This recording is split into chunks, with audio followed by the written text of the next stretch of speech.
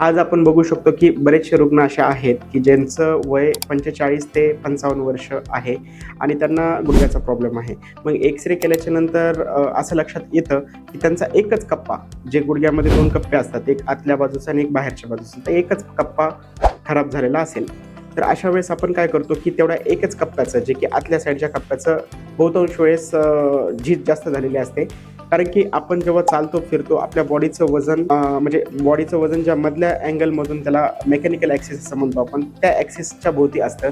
त्याच्यामुळं जे झीज होण्याचं प्रमाण आहे, जे आतल्या बाजूचा जो कप्पा असतो त्या कप्प्यामध्ये जास्त होतं. तर बहुतांश वेळेस अशा रुग्णांना फक्त एकच कप्पा चेंज करण्याची गरज असते, जे की ज्याला आपण UKR असं म्हणतो, युनि कंपार्टमेंटल नी रिप्लेसमेंट. तर या सर्जरीमध्ये सुद्धा आपण काय करतो की जे गुडघ्यांमध्ये असणाऱ्या ज्या नसा आहेत किंवा जे लिगामेंट्स आहेत ते प्रिझर्व्ह ठेवता येतात आपल्याला. त्याच्यामुळे या ऑपरेशन नंतरचा जो रिझल्ट असतो तो खूपच छान असतो. तर अशा वयोगटातल्या पेशंटसाठी जर UKRचं ऑप्शन दिलं तर त्यात काय वावडं नाही आहे.